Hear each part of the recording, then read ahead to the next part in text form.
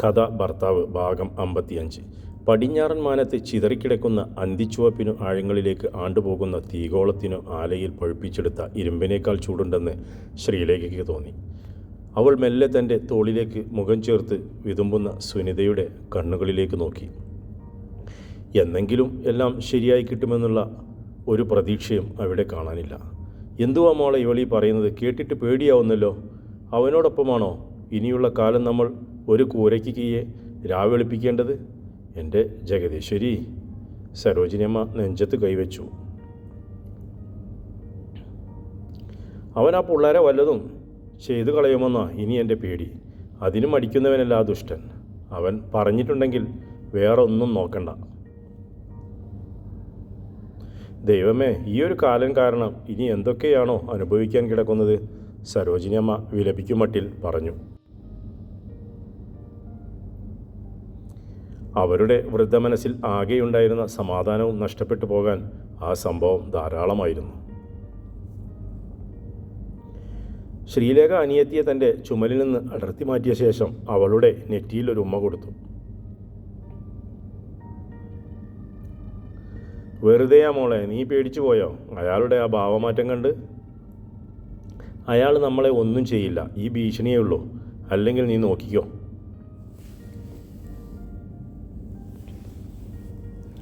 അവൾ അനുജത്തിക്ക് ഒരു ആശ്വാസം കിട്ടാനെന്ന മട്ടിൽ പറഞ്ഞു. അല്ല ചേച്ചി, ശ്യാമേട്ടൻ അത് ചെയ്യും. ശ്യാമേട്ടൻ ഇപ്പോൾ എന്നോട് ഏറ്റവും കൂടുതൽ ദേഷ്യം. ചേച്ചി കണ്ടില്ലല്ലോ, ശ്യാമേട്ടൻ്റെ അപ്പോഴത്തെ രൂപം കണ്ടാൽ തന്നെ നമ്മൾ പേടിച്ച് ബോധം പോകും. എന്തോ ഭാഗ്യത്തിന് ആ കത്തിമുനത്തുമ്പിൽ നിന്ന് ഞങ്ങൾ രക്ഷപ്പെട്ടത്.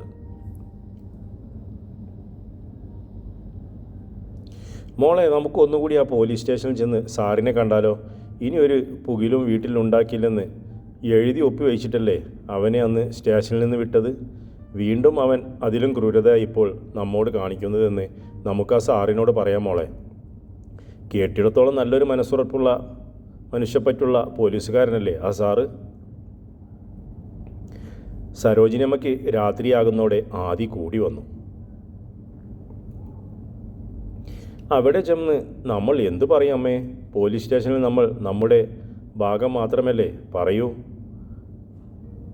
അവർ ശ്യാമേട്ടനെ വിളിപ്പിക്കില്ലേ? ശ്യാമേട്ടനുണ്ട് അവർ കാര്യം തിരക്കാതെ ഒരു നടപടിയും എടുക്കില്ലല്ലോ. തിരക്കട്ടെ. തിരക്കുമ്പോൾ അവൻ തന്നെ പറഞ്ഞു കൊടുക്കട്ടെ. വഴിയിൽ തടഞ്ഞു നിർത്തി ആ കൊച്ചുങ്ങളോട് കാണിച്ച കണ്ണന്തിരിവ്.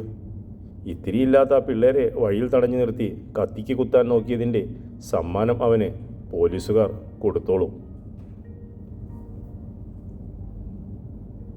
അമ്മ കരുതുന്നിടത്ത് നിൽക്കില്ല അമ്മ. അത് അയാളോട് അക്രമം കാണിക്കാനുണ്ടായ സാഹചര്യം എന്താണെന്ന് പോലീസുകാർ ചോദിക്കുമ്പോൾ അയാൾ ചൂണ്ടിക്കാണിച്ചു കൊടുക്കാൻ പോകുന്നത് സുനിതയെ ആയിരിക്കും. അവൾ സജിത്തിൻ്റെ കൂടെ കാറിൽ വന്നതിനെ അവിടെ വെച്ചും പറഞ്ഞ ആക്ഷേപത്തിൻ്റെ ഇരട്ടി അയാൾ പോലീസുകാർക്ക് മുൻപിൽ വിളിച്ചു പറഞ്ഞെന്നിരിക്കും. അത് അവിടെ വെച്ച് തടയാൻ പറ്റുമോ നമ്മളെ കൊണ്ട്? പിന്നെന്താ കുഞ്ഞ് ഇതിനൊരു പരിഹാരം? രാത്രിയിൽ വരുമ്പോൾ മദ്യപിച്ചിട്ടാണ് അവൻ വരുന്നതെങ്കിൽ എന്താ ഉണ്ടാവുകയെന്ന് പറയണോ? ഇല്ലമ്മേ, അയാൾ ഇനി നിങ്ങളെ ആരെയും ഒന്നും ചെയ്യില്ല. ശ്രീലേഖ എന്തോ തീരുമാനിച്ചുറപ്പിച്ച മട്ടിൽ പറഞ്ഞു.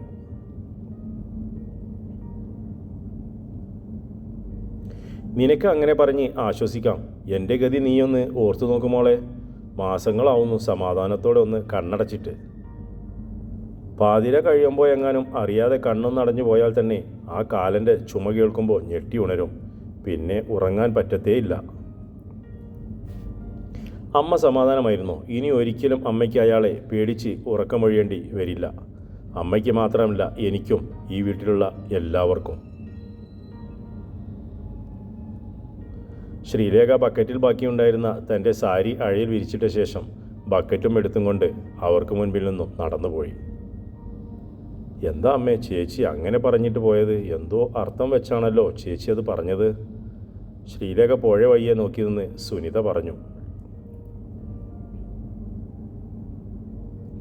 എന്തോ അർത്ഥമാ? നമ്മളെ ആശ്വസിപ്പിക്കാൻ വേണ്ടി അങ്ങനെ പറയാനല്ലാതെ അവൾക്കെന്ത് കഴിയും? സരോജിനമ്മ സുനിതയെയും കൂട്ടി അകത്തേക്ക് പോയി. സുനിത അടുക്കളയിൽ ചെന്ന് താൻ കൊണ്ടുവന്ന പാർസൽ തുറന്ന് അമ്മയ്ക്കും ചേച്ചിക്കുമുള്ളത് ഓരോ പ്ലേറ്റുകളിൽ എടുത്തു വെച്ചു. അതിനുശേഷം അതിൽ നിന്ന് ഒരെണ്ണം അവൾ സരോജിനമ്മയ്ക്ക് കൊടുത്തു. സുനിതയെ വിഷമിപ്പിക്കണ്ടല്ലോ എന്ന് കരുതി അവർ അത് അവളുടെ കയ്യിൽ നിന്ന് വാങ്ങി മേശപ്പുറത്തേക്ക് വെച്ചു.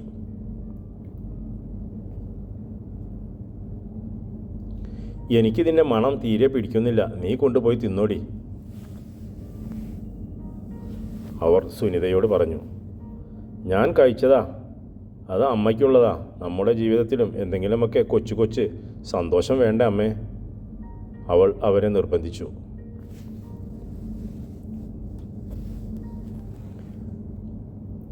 അമ്മയ്ക്ക് വിശപ്പില്ലാഞ്ഞിട്ടല്ല മോളെ, ആ കോഴിയിറച്ചിയാണെങ്കിൽ ശരിക്ക് വെന്തിട്ട് പോലുമില്ല, കണ്ടാൽ അറിയില്ലേ, അത് എനിക്ക് വയ്യ അത് തിന്നാൻ. കോഴിക്കാണ് കുറ്റമെങ്കിൽ ഞാനതിങ്ങെടുത്തു, ഇനി കഴിക്കാമല്ലോ, അവൾ പ്ലേറ്റ് അമ്മയുടെ കയ്യിൽ പിടിപ്പിച്ചു. സരോജിനമ്മ ഒരു നുള്ളു ചോറെടുത്ത് വായിൽ വെച്ചു. ഒന്നോ രണ്ടോ തവണ അത് ചവച്ചരച്ച ശേഷം ഇറക്കാൻ നോക്കിയെങ്കിലും അവർക്കതിന് കഴിഞ്ഞില്ല. തൻ്റെ കുഞ്ഞുങ്ങളുടെ ജീവിതം തുലാസിൽ നിൽക്കെ തൊണ്ടയ്ക്ക് കീഴെ ഇനി ഒരു തുള്ളിവെള്ളം പോലും ഇറങ്ങിപ്പോകില്ലെന്ന് അവർക്ക് ഉറപ്പായി. ശ്രീലേക്കുള്ള പ്ലേറ്റുമായി സുനിത എണീറ്റ് അവളുടെ റൂമിലേക്ക് പോകുമ്പോൾ എച്ചിൽ പറ്റിയ തൻ്റെ കൈ ആ പാത്രത്തിലേക്ക് തന്നെ കുടഞ്ഞു. അപ്പോഴേക്കും തൊണ്ട പൊട്ടിയ ഒരേങ്ങൽ അവരിൽ നിന്നും പുറത്തേക്ക് വന്നു. മക്കൾ കേട്ടാലോ എന്ന് കരുതിയാവണം അവർ ഇരു കൈ കൊണ്ടും വായ പൊത്തിക്കളഞ്ഞു.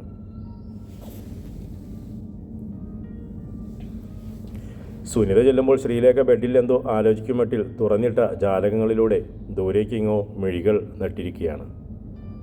താൻ അരികെ വന്നിട്ടും ചേച്ചി അത് അറിഞ്ഞിട്ടില്ലെന്ന് തോന്നിയപ്പോൾ സുനിത അവളുടെ തോളിൽ തൊട്ടു. എന്നിട്ടും ശ്രീലേഖയ്ക്ക് ചലനമില്ല. ചേച്ചി ലോകത്തൊന്നുമല്ലേ, അതോ ശ്യാമേട്ടനെ ഓർത്തുള്ള പേടി കൊണ്ട് സ്വയം മറന്നിരിക്കുവാണോ? സുനിത അവളുടെ അടുത്തേക്ക് ഇരുന്നു. നീ എന്താ ചോദിച്ചത്? ശ്രീലേഖ മുഖത്തെ യാതൊരു ഭാവമാറ്റവും വരുത്താതെ ചോദിച്ചു. ഞാനൊന്നും ചോദിച്ചില്ല, ചേച്ചി കുറച്ച് സമയമായി വേറെ ഏതോ ലോകത്തായിരുന്നു. ദാ ഇത് പിടി. സുനിത തൻ്റെ കയ്യിലിരുന്ന പ്ലേറ്റ് ശ്രീലേഖയ്ക്ക് മുൻപിലേക്ക് നീട്ടി. എന്താടി ഇത്? ശ്രീലേഖ അതിലേക്ക് നോക്കി. അതെന്താണെന്ന് തിരിച്ചറിയാത്ത മട്ടിൽ തിരക്കി. അതാ പറഞ്ഞത്, കഴിച്ചു നോക്കാൻ, സജിത്തിൻ്റെ ബർത്ത്ഡേയുടെ നമുക്കുള്ള പങ്ക്. എനിക്ക് വേണ്ട, വിശപ്പില്ല, നീ അത് അവിടെ കൊണ്ട് വെച്ചേക്ക്. എന്നിട്ട് ചെന്ന് കുളിക്കാനോ പഠിക്കാനോ ഉണ്ടെങ്കിൽ നോക്ക്. ശ്രീലേഖ മുഖം തിരിച്ചു. ചേച്ചിക്ക് ഇതെന്ത് പറ്റി? രാവിലെ ഞാൻ സജിത്തിൻ്റെ ബർത്ത്ഡേ ആണെന്ന് പറഞ്ഞപ്പോൾ എത്ര സന്തോഷത്തോടെയാണ് ആശംസകൾ അറിയിച്ചേക്കാൻ പറഞ്ഞ ആളാ. പിന്നെ പെട്ടെന്ന് എന്താ ചേച്ചി ഇങ്ങനൊരു മാറ്റം? അവൾ ശ്രീലേഖയുടെ മുഖത്തിന് മുൻപിലേക്ക് തൻ്റെ മുഖം കൊണ്ടുവന്നു. എനിക്കൊരു മാറ്റവുമില്ല, അത് നിൻ്റെ തോന്നലാ. നീ അമ്മയുടെ അടുത്തേക്ക് ചെല്ല്, ഞാനിവിടെ കുറച്ച് സമയം തനിച്ചിരിക്കട്ടെ. ചേച്ചി ഇത് കഴിക്കുന്നില്ലേ? കഷ്ടമുണ്ട് ചേച്ചി. നിന്നോട് പോകാനല്ലേ പറഞ്ഞത്? എനിക്കൊരിത്തിരി സ്വൈര്യം വേണം. ശ്രീലേഖ സ്വരം ഘടിപ്പിച്ചപ്പോൾ അവളെ ഒന്ന് നോക്കിയ ശേഷം സുനിത മുറിവിട്ട് പോന്നു. ശ്രീലേഖയുടെ ആ വാക്കുകൾ അവളിൽ ചെറുതല്ലാത്ത വ്യസനം ഉണ്ടാക്കിയിരുന്നു. രാത്രിയിൽ ഒന്നോ രണ്ടോ തവണ സുനിതയും സരോജിനിയമ്മയും മാറി മാറി വന്ന് നോക്കുമ്പോഴും ശ്രീലേഖ അതേ ഇരിപ്പിരിക്കുകയാണ്.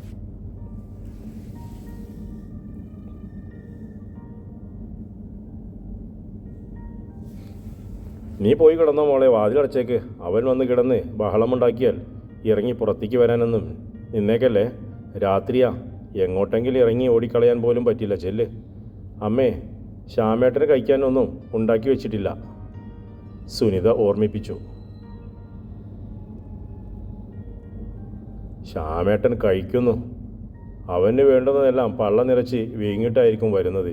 ഇനിയും വേണമെങ്കിൽ ചോറിരിപ്പുണ്ട്. ചോറിന് കറിയൊന്നുമില്ലല്ലോ അമ്മേ.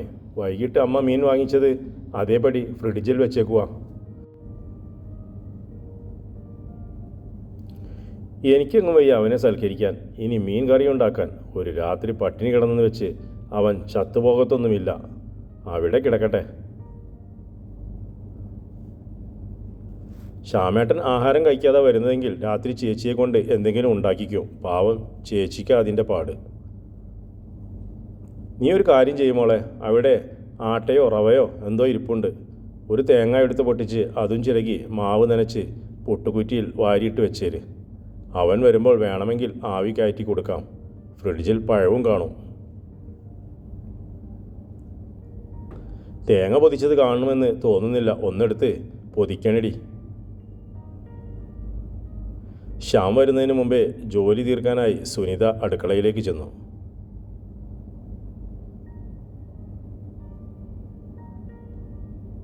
സുനിത വന്ന് തേങ്ങ എടുത്തു കൊണ്ടുവന്ന് പൊതിക്കാനായി കൊടുവാൾ നോക്കുമ്പോൾ അലമാരയുടെ അടിത്തട്ടിൽ അത് കാണാനില്ല.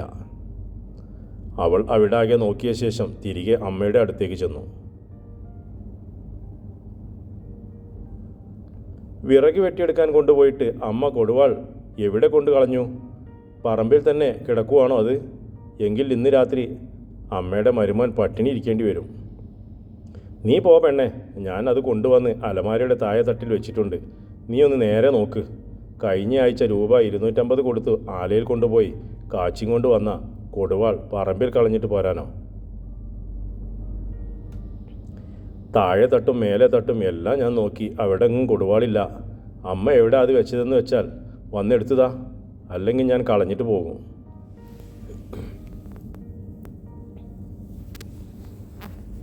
എടി പെണ്ണേ, അത് അവിടെ തന്നെ ഇരിപ്പുണ്ടെന്ന്. നീ അവിടെ ഒന്നുകൂടെ നോക്ക്. സരോജിനിയമ്മ കിടക്കയിൽ എണീറ്റിരുന്നു. എവിടെ തന്നെ? എന്നാൽ അമ്മ ഇങ്ങോട്ടൊന്ന് വന്ന് എടുത്ത്. എന്തോ പറയാൻ വന്ന സുനിത അത്രയും എത്തിയപ്പോഴേക്കും നിർത്തിക്കളഞ്ഞു. അമ്മേ, അമ്മ ഒന്ന് വാ, അവൾ ഭീതിയോടെ പറഞ്ഞു. എന്താ മോളെ? സരോജിനിയമ്മ അഴിഞ്ഞുപോയ മുടി വാരിക്കെട്ടി വെച്ചു. എൻ്റെ കൂടെ വാ അമ്മേ. അവൾ സരോജിനിയമ്മയെയും കൂട്ടി ശ്രീലേഖയുടെ റൂമിലേക്ക് ചെന്നു. ഇപ്പോഴും ശ്രീലേഖ അതേ ഇരിപ്പിരിക്കുകയാണ്. സുനിത അവിടെ നിന്നും കൊണ്ട് ചുറ്റിനും നോക്കി. അലമാരയിൽ ന്യൂസ് പേപ്പറുകൾ അടുക്കി വച്ചിരിക്കുന്ന സ്ഥാനം ചലനം വന്നിട്ടില്ല.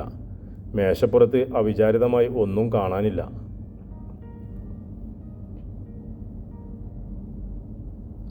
ബെഡിൽ ചേർത്ത് വെച്ചിരിക്കുന്ന തലയിണയ്ക്ക് നേരെ സുനിത കൈ നീട്ടിയതും ശ്രീലേഖ അവളുടെ കയ്യിൽ കയറി പിടിച്ചു.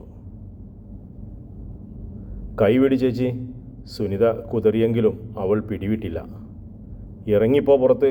ഇങ്ങോട്ടെന്തിനാ നീ വന്നത്? വെളിയിൽ പോ. ശ്രീലേഖ ഇടതുകൈ വെളിയിലേക്ക് ചൂണ്ടി. ശ്രീലേഖയുടെ നടപടി കണ്ട് അമ്പരം നിൽക്കുകയായിരുന്നു സരോജിനിയമ്മ. സുനിത പെട്ടെന്ന് മറ്റേ കൈകൊണ്ട് തലയിണ തട്ടിമാറ്റി കളഞ്ഞു. ചെത്തിയൊരുക്കി മിനുക്കിയെടുത്ത ഇരുമ്പിൻ്റെ തുമ്പിൽ പ്രകാശം തട്ടി അതിലൊരു കണിക വന്ന് തറച്ചു സരോജിനിയമ്മയുടെ കണ്ണഞ്ചി. അമ്മേ, കണ്ടോ അമ്മേ? സുനിത നിലവിളിക്കും പോലെ പറഞ്ഞു. സരോജിനിയമ്മ ഓടി വന്ന് ആ കൊടുവാളെടുത്തു. ശ്രീലേഖ സുനിതയുടെ കയ്യിൽ നിന്നുള്ള പിടിവിട്ടു. അനിയത്തിയുടെ മുഖത്ത് നോക്കാനാവാതെ അവൾ മുഖം കുനിച്ചു നിന്നു.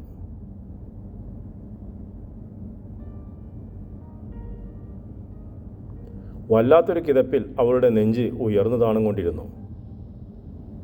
ഞങ്ങളെക്കുറിച്ചൊന്നും ആലോചിച്ചില്ലല്ലോ ചേച്ചി. ഇതിനായിരുന്നോ ആ ദുഷ്ടത്തരമെല്ലാം സഹിച്ച് നമ്മൾ ഇവിടെ വരെ എത്തിയത്? ഇതായിരുന്നു പരിഹാരമെങ്കിൽ എന്നേ ആർക്കെങ്കിലും ചെയ്താൽ പോരായിരുന്നു ഇത്? അത്രയും എത്തിയപ്പോഴേക്കും അവളുടെ തൊണ്ടയിടറി. ശ്രീലേഖ ഇരുകൈകൊണ്ടും മുഖം പൊത്തി നിന്നു. അവളുടെ വിരകൾക്കിടയിലൂടെ നീർത്തുള്ളികൾ നിലത്തേക്കിറ്റി വീണുകൊണ്ടിരുന്നു. സുനിത പെട്ടെന്ന് സഹോദരിയെ പൂണ്ടടക്കം കെട്ടിപ്പിടിച്ചു. മാനം പൊട്ടി അടർന്നു വീഴും പോലെ ശ്രീലേഖ നിലവിളിച്ചു.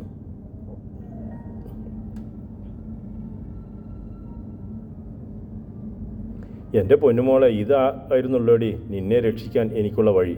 ഞാനന്ന് മനസ്സുകൊണ്ട് തയ്യാറായി വന്നതായിരുന്നു. ദൈവമേ! ശ്രീലേഖ അനിയത്തിയെ വരിഞ്ഞു മുറുക്കി പിടിച്ചു.